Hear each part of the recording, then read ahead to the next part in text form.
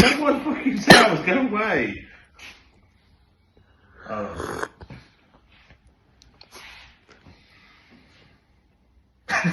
Keep filming that. Carry on. There, Dan psyched himself up. No, it's a bottle fall off, isn't it? So hello, Dan. Hi, Dan. Yo, What are we doing? We're making videos. we are indeed. YouTube videos.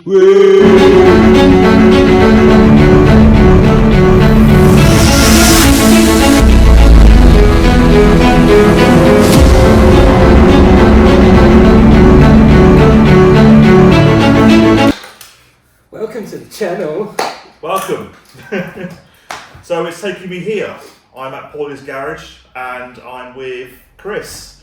So we are be doing quite a lot of content. Yes. What will we be doing? Car content, cool Yeah. car content, car shows, events, and just general chit chat about cars, really, aren't we? Yes, we are. Yeah. But if there's anything you want us to focus on, Let us know. drop in the comments. Was it comments now? Comments now, yeah. Yeah, But comments. in the comment box, let us know what you want to see. Any sort of like, any videos you might want to see. Any what builds you might want to see. What shows you want to see. Yeah. Just let us know. Slide into DMs. Yeah. Obviously, this is all new to us, isn't it? I Very ain't new. got a clue. It's like having sex for the first time. You're not wrong. Awkward as fuck. I mean, we got our first video dropping in a couple of weeks, haven't we? And that is awkward. Yeah, it was basically, it was a 65 Mustang, Yeah. wasn't it? Yeah. Built a wide body 65 Mustang.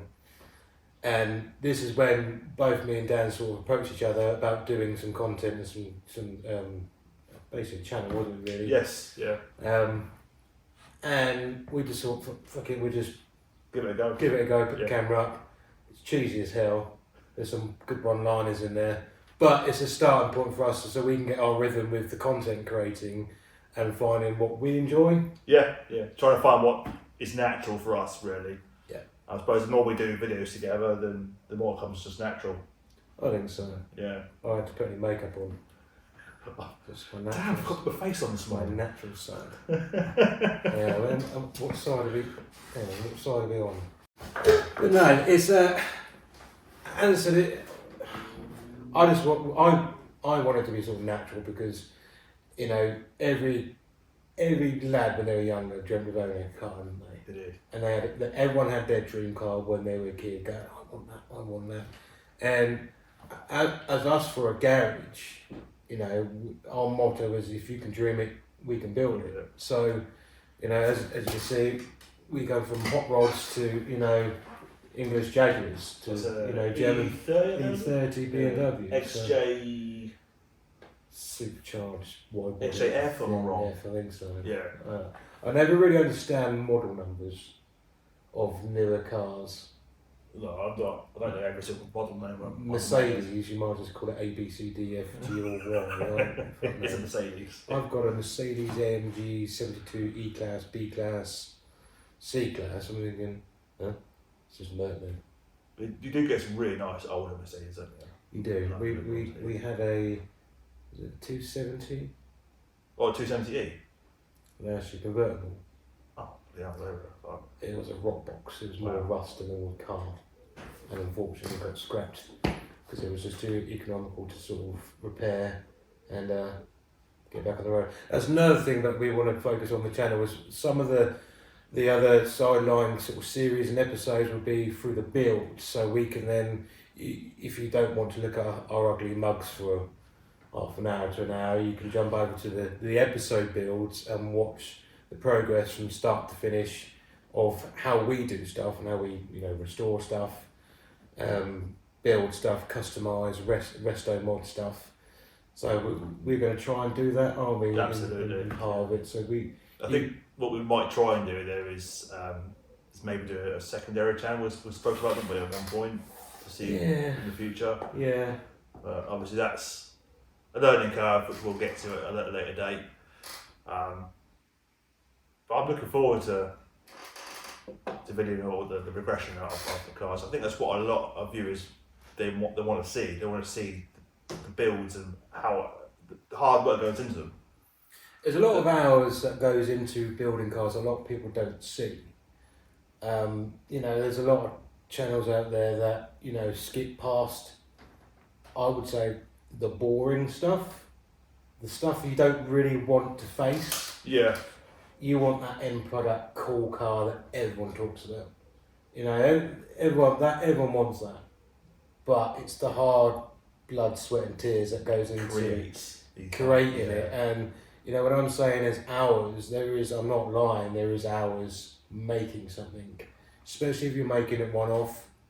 I've been brought up to not just buy it, build it, because the sense of creation and the end result is the achievement of that is so high, and you should, in a way, you feel proud. You think, oh yeah, I built that, and we want that to go down to the next generation of car enthusiasts. To get to see it. To get to see it, and then they get to see the hard work and passion that goes into it. And it's so hard for us as a trade right now because things are so online and available, where they think, well, if I click a button and pay for that, it's going to be on my car straight away.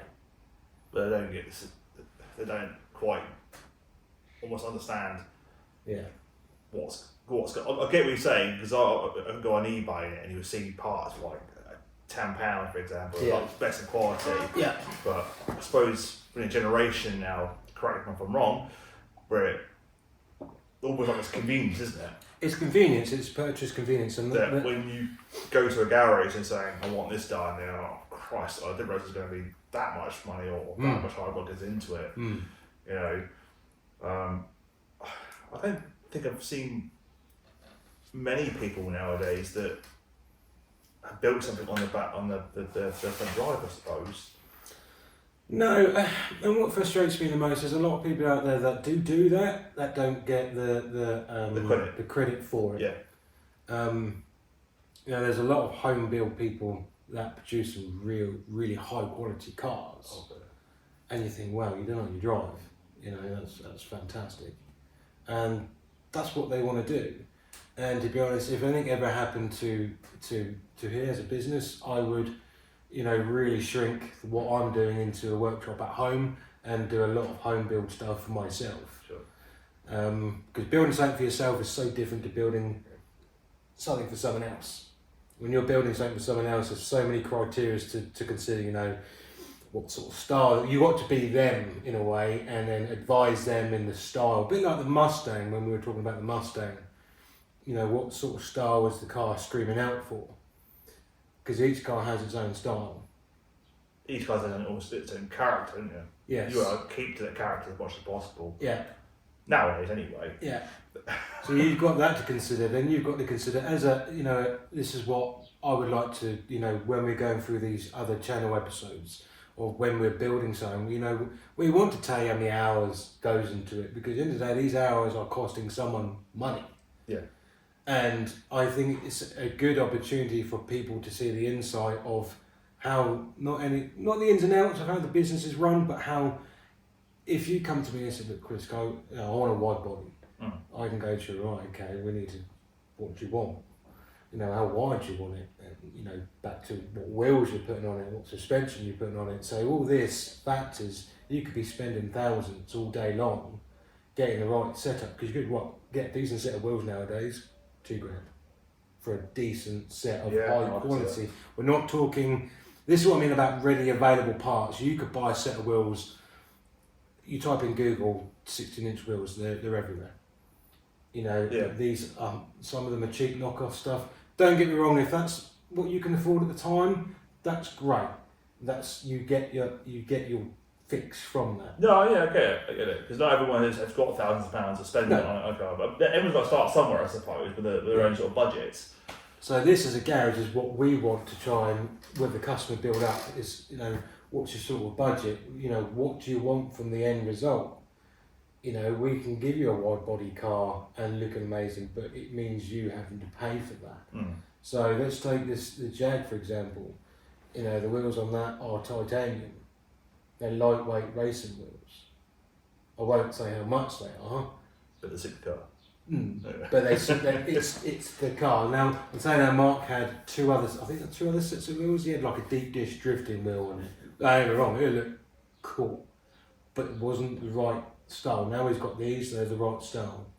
Same with the Mustang. The first original rendering of what we were going to do was like a Ken Block sort of style body kit.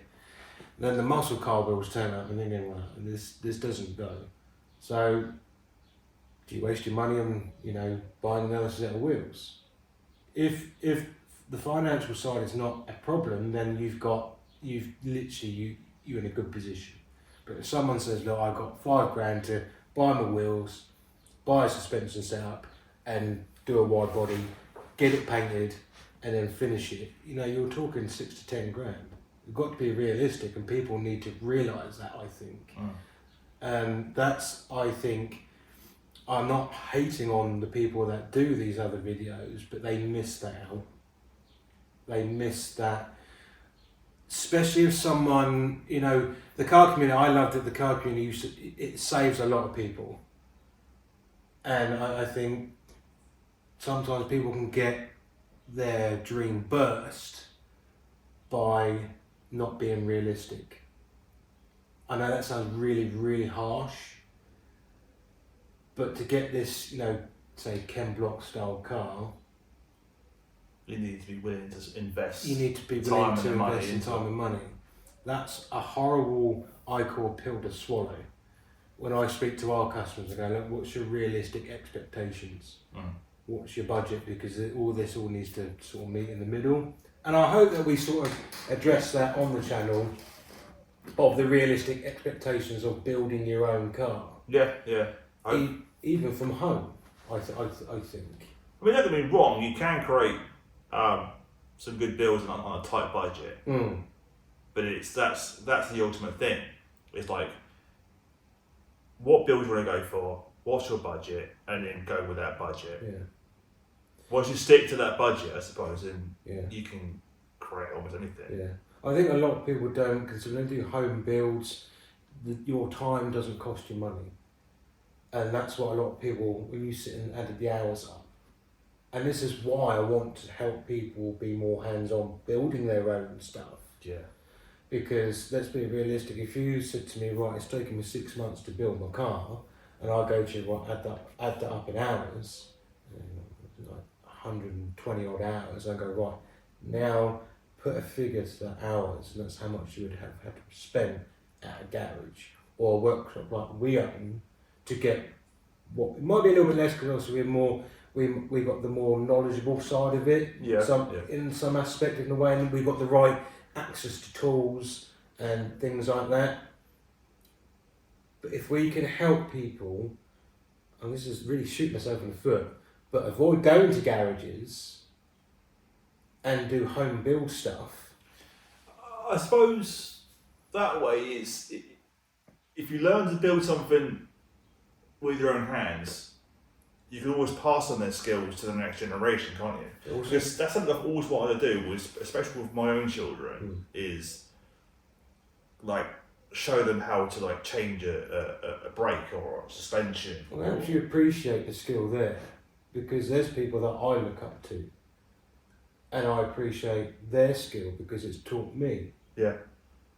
And this is a great opportunity for people like, there's people that do these home builds that could run a business and be very successful from it. Because they've got that skill, they've learned that from somewhere, they've had an inspiration somewhere for that to happen. Yeah, absolutely. And I think it's a chain reaction of a ladder system. As I said, I love Jesse James' workshop, because he's, a bit like me, a bit of a hillbilly, a bit of a hands-on, old-fashioned iron worker that likes to shape something by hand. As I said to you before, if you can create something by hand, if the world did decide to blow up tomorrow, then at least you can work with your hands. Yeah. Instead of relying on this technology that we have now, it has its place, it has its jobs, but us showing that this sort of side of our passion, we're not only looking at cars and going to car shows, it'd be great to talk to the people that build them at the same time, as well as looking at what we build at the same time. Because you can share ideas and I get it. I do get it. that's something I've always wanted to do as well, talk to people about their builds. But again, I'm trying to get over my nerves first, I'm not going to lie. I'm not great around people, around new people, so doing this alone is all new to me. I've got a bottle of whiskey in the office that Dan might be getting out of it if he Dutch courage. Might be going home now, I might keep in here. Yeah, well, there's a sofa in there, so there's plenty of coffee, and I think there's a microwavable meal in the fridge. You could have that for breakfast, so that's a good one. Yeah. Right. But that's, like I said, a good opportunity, and I hope our viewers, they'll get to see those builds and they'll get inspired by creating their own builds as well. I hope so. That was the main goal, wasn't it? While we approach each other, is to an insight, isn't it? Really. You want to keep this passion alive, don't you? Like we said before in a previous conversation, I don't know about you viewers. I think this is becoming a dying art, isn't it? The next 10, 20 years for the car trade is going to be very difficult, I think, because of the way they're trying to push the EVs and the full electric vehicles. I don't personally think it's going to happen. I think it's crock shit. I don't think they're ready. No, I don't think we're ready for electric cars. No. And there's a petrol head. It says it in the tin. I love petrol. Yeah. I love the way it sounds. To me personally, I mean, I know this is probably a sore subject for some of these Tesla owners. But the way I see it is we don't have the infrastructure in place to have electric cars. And they're boring. Talk about you get some really quick ones. I've seen them. They've got a lot of talk behind them. Alright, this is for example, right, the way I describe it is like go-karting. Now, go-karting, I love a petrol go-kart. Now, a lot of these, I'm not going to say the brand and name, but they're all going electric. They're fun. But you tend to forget about it. You go to a outdoor karting centre just up the road, won't say where it is. It's petrol. I remember every time I've been there. What is it? Froxton. I mean, Froxton. It's a noise, I suppose. Other places are available. Or we get sued. Or we get stolen. But no, the last time we went there, there was this guy who was actually terrorising me, and Rob literally took him off the course, flipped him off as he went past. It was so funny. It was karting. It was always been a memorable thing of us lads. I've always never been able to beat Rob. Rob's always first. I'm always third. Mark's always second, third. In that, but you go to the electric go kart. Don't get me wrong. It's fun on the day. I can't remember the last time I went. It's not quite the same, though, is it? No, I like the burgle. I like burning myself on exhaust fumes and exhaust pipes and. I love the whole. An engine was an engine, and there was all nuts and bolts and whatnot. It's to me, it's you see a car, you see a cool car driving past.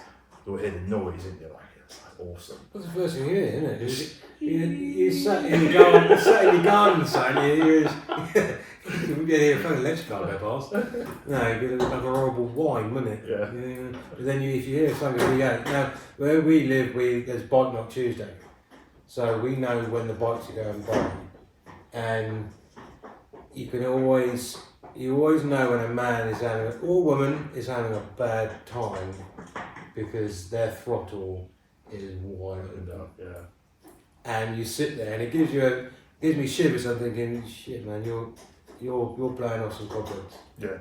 In your mind, body, and your soul, because that throttle's wide open, and hearing that sound, that's given someone a sense of being alive. Yeah. And wanting to be alive. I suppose that's the best thing about being a motor enthusiast, isn't it? You could have a real shit day, but there's nothing better about going into ignition and just going for a drive. And hearing that car. Now, if I was in that situation mindset and I got into an electric car, I'd probably want to drive into a wall. That would make me tip over the edge and go, do you know what? No, this is my life. I'm not condoning any of this, but we're laughing, joking about it right now. But that sense of being in a petrol car is a saviour, I think, to some people's eyes. Yeah. Is a godsend. You do get some quick diesel cars as well. Yeah. You do, kind of. Yeah. Depends which one you go for. Then we go for many Passats and BMs, But aren't we? Really? I get what you're saying. I mean, I've had a couple of diesel cars, but I do miss my petrols. Yeah. So if you have someone that is relying on that passion to save them, and you take that away from someone, it's a friend of mine. He hurt himself and he trains. He trains in the gym.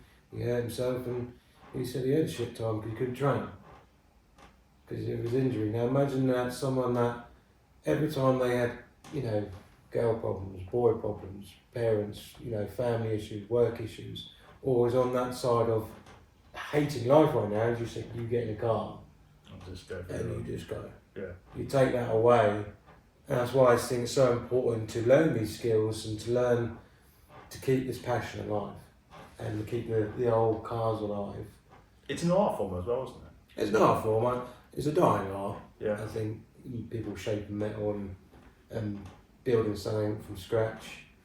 But then we are developing over time with 3D printing, which It's a great idea. is a great idea. It's fantastic, but it's Especially some of the old cars, you can't get all the parts nowadays. That's Yeah. a great idea. So it has its limitations, but then it has its pros, Yeah. big pros. Like you said, like light bezels.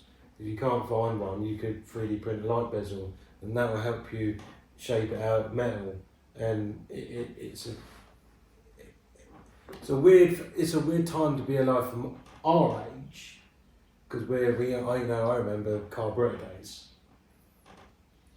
But I also know the injection and the more advanced EV time. So I remember the diesel caps, the rotaries and Yeah. whatnot. yeah, my very first car, Renault 5.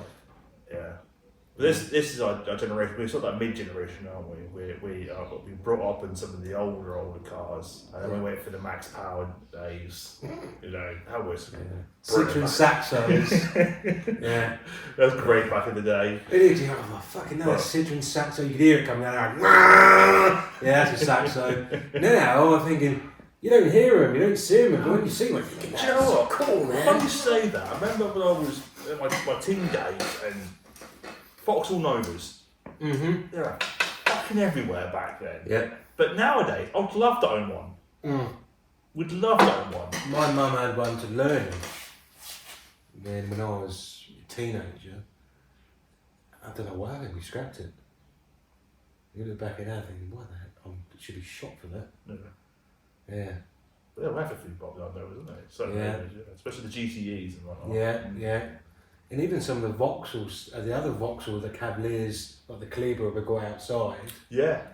back in our, what I would say our youth days. Yeah. Honda Civics, CRXs. I like some of the Civics, but more the older ones. What if your age between, what age are you, 35 and 45? Yeah, 35 and 45. Which is old. What was your favourite car back in the day? Yeah. And we'll try and find one. We'll go to a show, we'll try and find the guy who owns it and we'll have a chat to him about it. Yeah. And see why he's still got it. He's either got a screw loose or he's got a screw done up very tight, he knows what it's got. Or he's our age and he had it when he was younger. Yeah, drop us a comment and tell us what was your car back in the day? What did you drive? Even some of the older generations as well. What was your car back in the day? Yeah. I'd love to go and see some videos on there. So I had a Renault 5 and an RS, it was 600 Escort, something like that. Then I had the Skylines. So I went for a massive jump from the Escorts to the Skylines when I was growing up.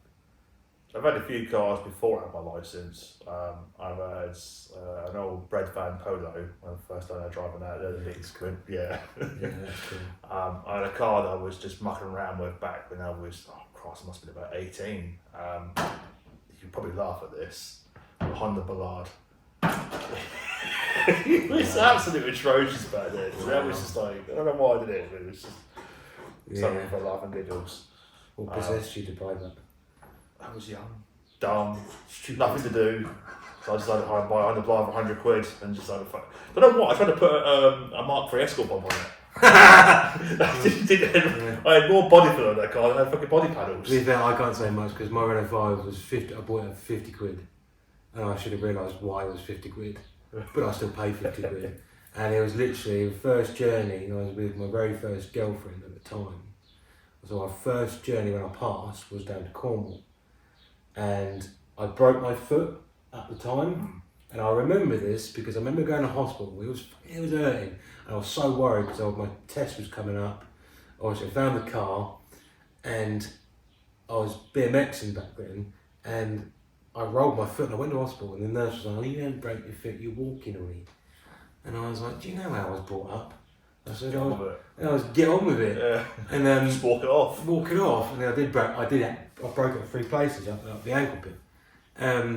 Anyway, drove down there, the clutch went on it, the head gasket blew up on it, whilst we were on our first holiday, the first trip in it.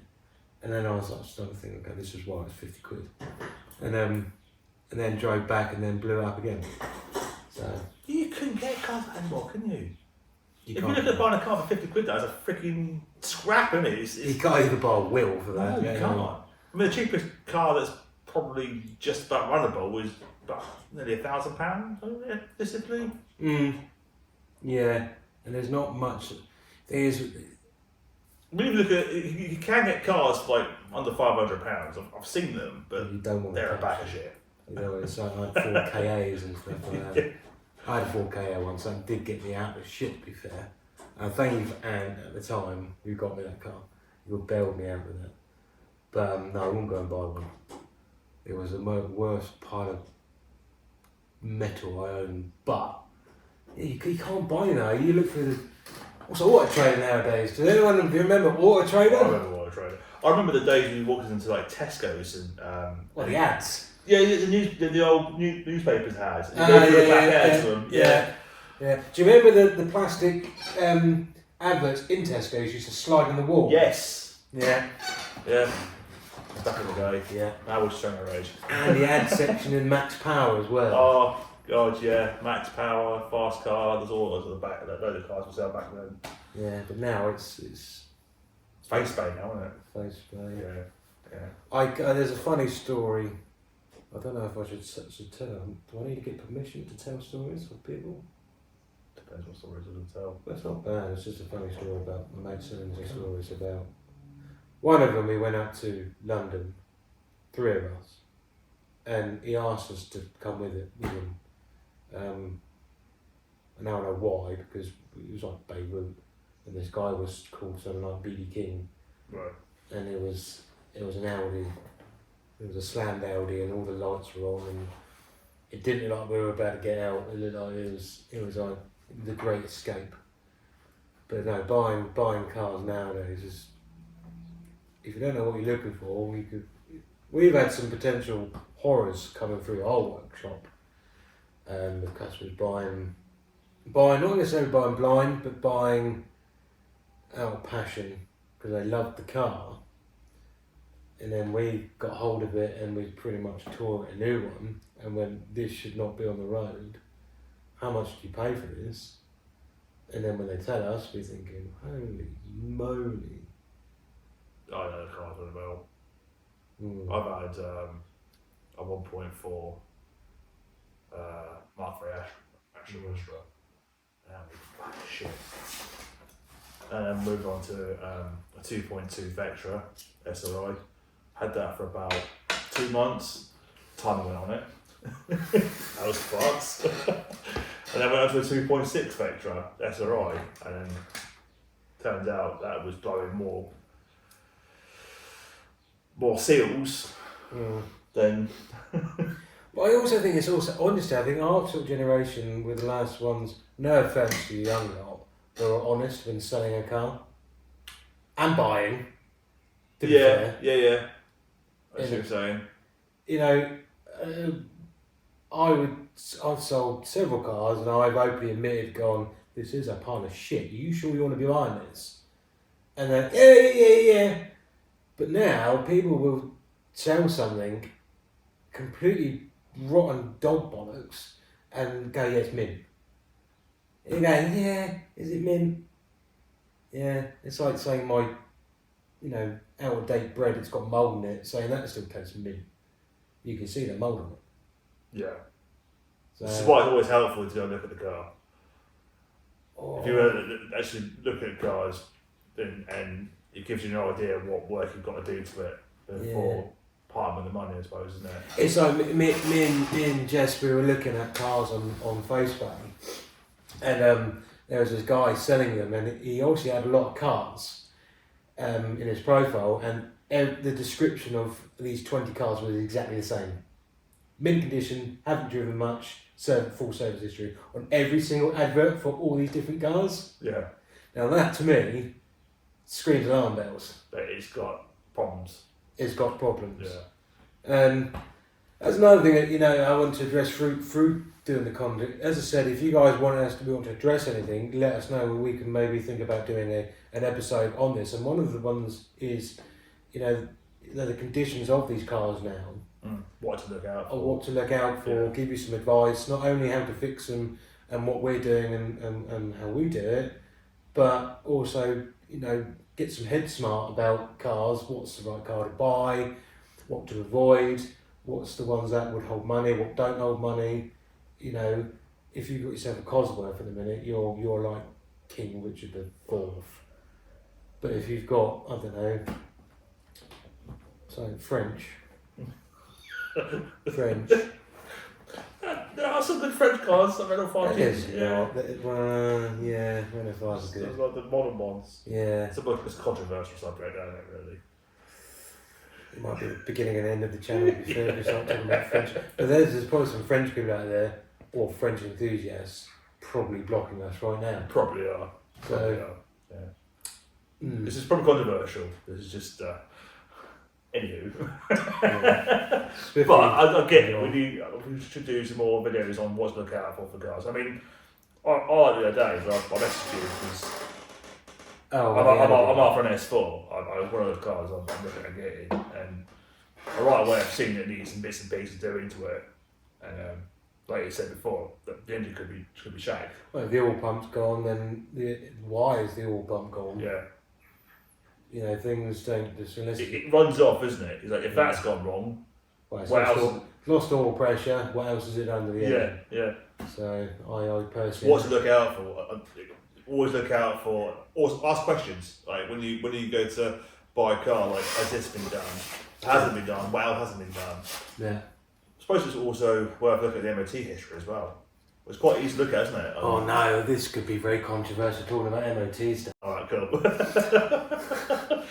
But, And there's people doing like ghost MOTs at the minute. Yeah. So this is why I don't know whether I paused. Just in case we cut this out of the video. fair comment. Did we approach that?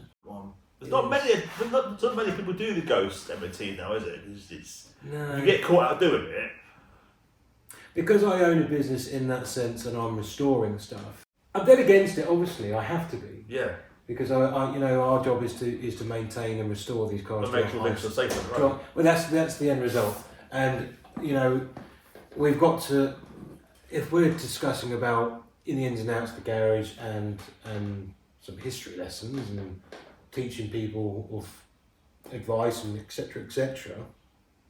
I think it's very silly to have a ghost MOT because it's the difference between having a car that's life or death, I think. Yeah. I'm not saying, don't do it, it's bad. It is bad. But it's a worry, that's what's happening with the trade at the moment. It's what's happening with the change of generations of enthusiasts. I think, if you ask Dean, Dean works for us, if you said to him, Dean, do a ghost MOT for me, he would tell me, he'd probably punch me in the throat and go, what are you talking about, lad? I'm not doing that. So it's It's your reputation, isn't it? It's a reputation at the end of the It day. goes back to it's your reputation on the line, isn't it, really? And it's good to talk about the history of when we grew up as we thought we were bad, putting a back box on a car and putting it through an MOT, I'm going, just pass it, it's fine, it's just a back box. But now people are not even turning up to a place and they're getting an MOT. So, whether we talk about that and get in depth in that, it's a good idea to them. People are either going to love it or hate it. I don't know. It's controversial. Controversial. I know what you meant. I can't even talk about it. Maybe it's a sign saying shut the fuck up, don't talk about it. Again, so it's important to look at the history of the car when we're buying one. You know, asking questions. Don't have a look at it yourself. You know, because it's good to buy project cars. But you need to know what it's doing to it. I mean, I'm myself at the moment. I'm looking at project cars. I know that it's going to be a lot of work to put it on the roads, but that's just my generation because that's. Yeah, I whenever I look at something of what potential it has, how much work it needs. Yeah. One of the things I go for first is the engine running. Because if the engine's running, then, you know, if you have bought a dog bag, at least you can resell it and it's running. If it's a non-runner, then at the end of the day, you're going to have to do something with that engine at some point. See, I wouldn't mind learning to how, because obviously I'm still quite a novice here as an enthusiast, you know, sort of basic maintenance, but I'd love to learn how to rebuild an engine, but I'd only do it to an engine that's worth doing. You know, you don't want to rebuild a little 1.1, for example, because I think you should convert your virginity to American. I love American cars. I want a V8. Yeah, I think if you were to, this is coming from someone that was Jap through and through. When I had my first Skyline, you know, that effort driving past it one day when I was going to and from my first girlfriend's house, to seeing this car going, I want that, and then working the two jobs, working my arse off to get it. I've had 3 or 3, and then I converted, like it was like being converted to being a nun, buying something American, completely different. And I honestly say now I couldn't go back to the Japanese stuff to be my favourite. Yeah. Because there's so much you can do with American. There's no rule book with American stuff, and it's really basic. Getting on American parts is You need to sell a kidney or two. yeah. Or sell your child. But they're worth it, How many children you got? Do you not like one? Sell one of them. You don't like ones. But I've always envisioned having an American car, American muscle, because to me, you just can't beat that V8 Burble. I always remember when I was younger, going to the events and shows. You know, you could go to an open house show where any cars are invited.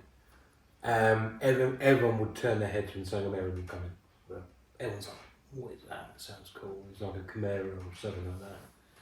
And I got a lot of character, American cars. they have. They got a story to tell, I think, and that's why. Oh, yes, it's not American. It's a Ford-made Ford. Ford-made Ford. English-made Ford, because we're building it as a hot rod style. Is the history. Hot rod's been around for years, hasn't they? If you look at, you know, where hot rodding originated from, it was literally a bunch of guys throwing any part they possibly could to make a car work. And that is true resto modding. You know, modifying is, you know, you could have 3 or 4 different cars and moulded into one. And I think that's such a fantastic vibe because, you know, there was such a community back then. A rebel community, I think. It was very rebellious and, you know, a bit like the Harley gangs and stuff like that. I think that's why a lot of people get, what's the right word to use here?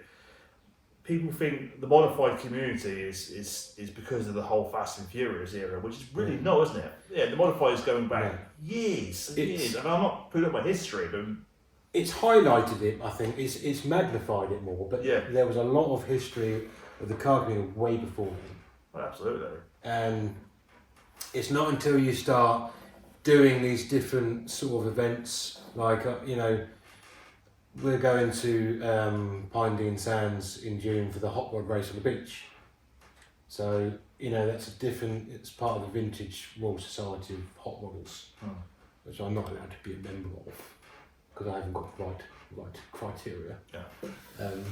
Basically, they want you to build it as original as possible. Anyway, but it's a I was about to say gang. It's a group of people that you could build a life with, like a brotherhood sort of thing.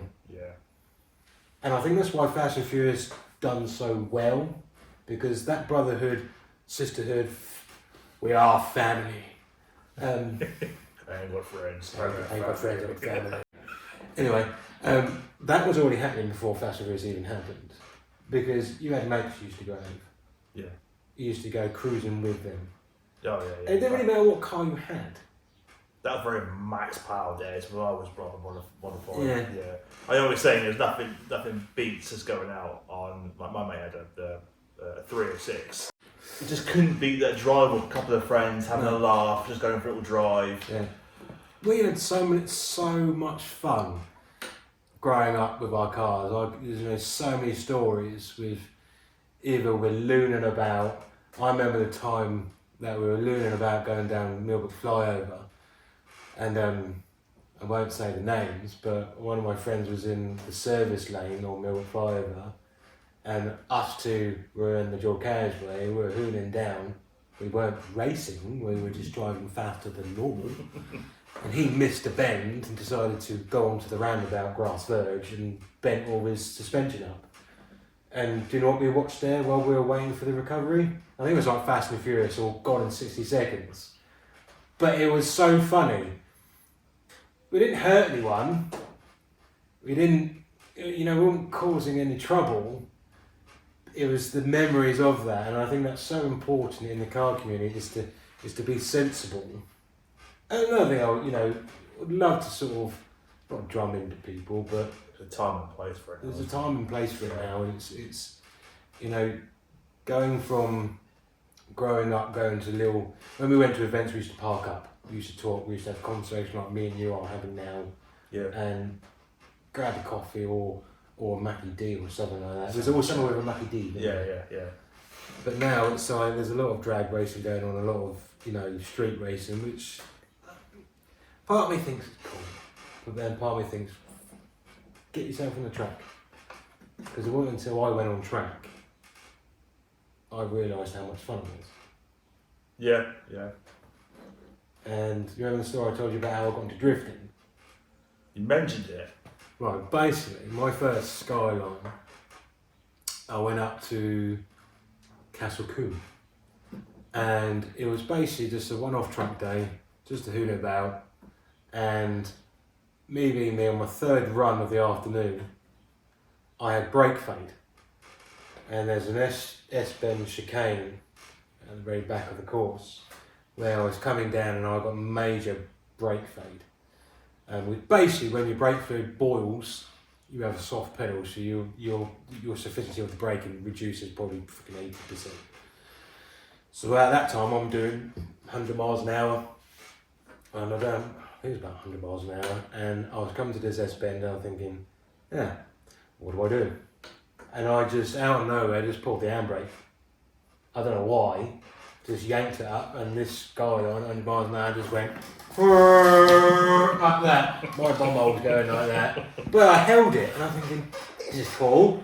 And that's what started the whole drifting side of it, was I like putting handbrakes, but I can do it in a controlled environment, racing, Yeah.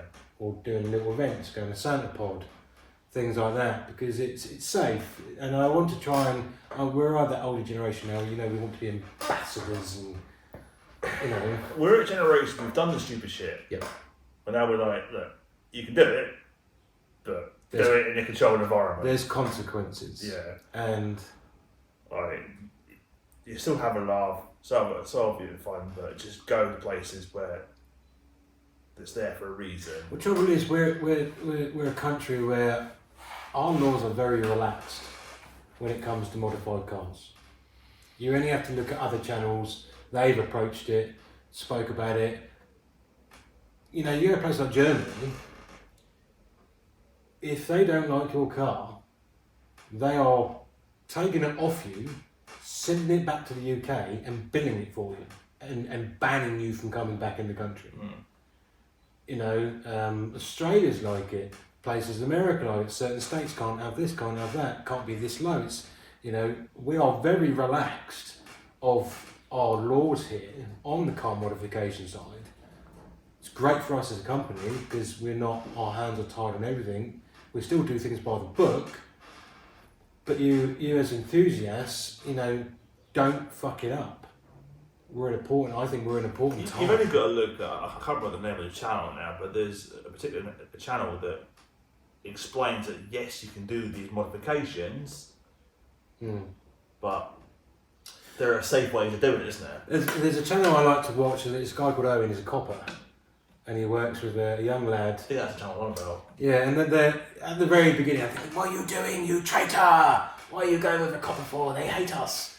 But it turns out, you know, Owen's he loves cars, and he respects people who does it, but do it correctly. And this is what I saw when I want to teach people the skills doing it and doing it correctly, and keeping our passion alive. I think it's so important now, because I think as the next 10, 20 years, we are either going to not be able to do it, or it's not going to be available for us to do it. Be very, very specialist in 20 years time. Right? It'd be very specialist in 20 years. So this is with my business head on, thinking, like, where do I want my business to go in 10, 20 years time? You know, I want to concentrate on the older classics, the bodywork side, the sort of resto mod side. You know, I'm not really interested in anything 10 years old. No offence, I'm not interested in your BMW i5, fucking Wally E, whatever it's called. I'm not.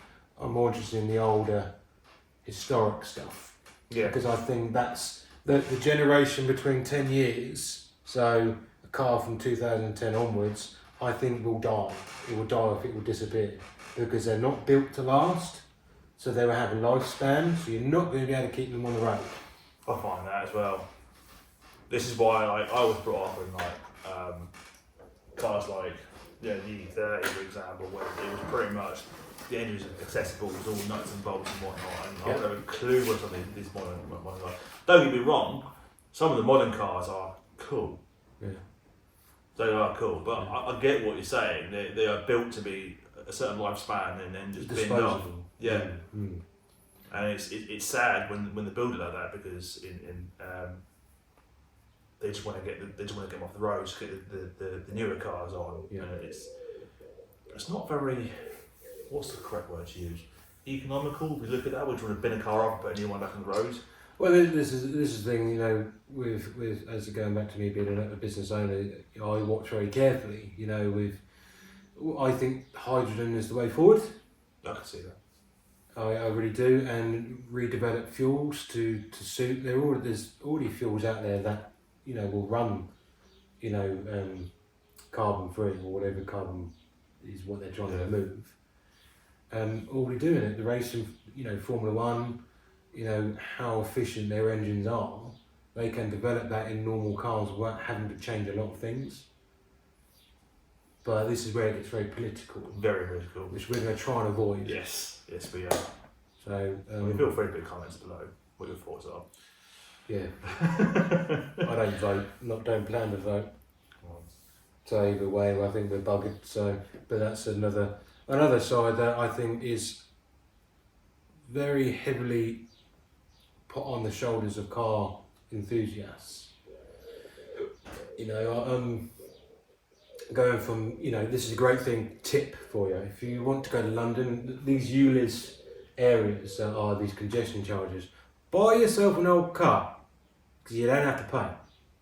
Good tip. Exactly, so you can go wherever you want. No ULEZ charges, no congestion charges, because of the age and the type of vehicle it is, don't have to pay. So what better reason to buy something old? What you would consider an old car? What age gap of car? We are talking nearly like 100 years old, but no. It seems the charges. Yeah. Anything over 40, well, technically it's 41 years old, car can be classed as historic. They say 40 years, balls, because you've got to wait a period of time after the 40 years to then declare it historic tax. Little Ford here, that's historic, it's 1937. My Dodge is 1981, it's now historic. So we've got probably another just under 10 years for the Japanese stuff, the 90s cars. to then be in that. What a great position to be in then, is to have these 90s cars that we grew up with to become historic. Do you know what? I regret selling my Celica. That was a great 90s car. I'm looking forward to that because, as I still got my Skyline in a container, I refuse to sell it. But they're going to work for you, Bob, now. They are. It needs a lot of work done to it. What Skyline have you got? R33 GTS2. Yeah. R33. One of my favourite ones. I almost bought an R32 for my very first one. I don't know why I didn't buy it. I took it out for the road test. It was bloody lovely. GTR as well. Do you know, I did see an international auto sports show. I think it was an old Skyline. I think it was an R30. The R30, R31, yeah. Really old. Bloody hell, I've not seen them before. They come out of nowhere. Correct me if I'm wrong, because of Fast and Furious. Pretty sure it become highlighted in one of their... Same with the Supras as well. Yeah, before... When I owned Skylines, when I was 18, 19, 20, when I first got it, it was a cool car to have. No one had. Everyone was like, yeah, cool Skyline Super. No one knew what they were, but now they're so popular because obviously one movie changed all of that. And it's great, don't get me wrong, it's highlighted those historic cars and the value of these cars. But trying to fucking buy one now, my first one I imported for like $5,000. The second one I bought in the UK, $5,000. You can buy one now for $5,000. That's the downside of these older cars getting older and older. The value goes up and up. And up. So this is why someone like Muggins here, one of my customers says to me, I want to go look at this. I'm like, right, look out for that, look out for this, what conditions in. Ask him to bring it here for an inspection so we can visually look over it for you. This is why then it goes back down to these ghost MOTs. Would you want to spend 20 grand on a car that's not roadworthy? No, for whether you might spend another 10 to get it roadworthy. Yeah. So this everything is like a jigsaw puzzle where we want to try and help people. And me and you were then over the period of time when we learn how the content is going to be created, customers' opinions, your opinions, my opinions. You might say, "Oh, I don't want to look at that today. Let's go look at this," because that's what people want. And that's what you want. So there's lots to cover, I think. Yeah, lots of future vlogs as well to talk about. So, tell me what you guys think. What extra content do you want to see? So we've got the other separate series. We've got like part 1, part 2, or Pacific builds. So if we're talking about a certain thing, you can then jump into see the build on the hot rod or the Mustang. I'm looking forward to getting into that.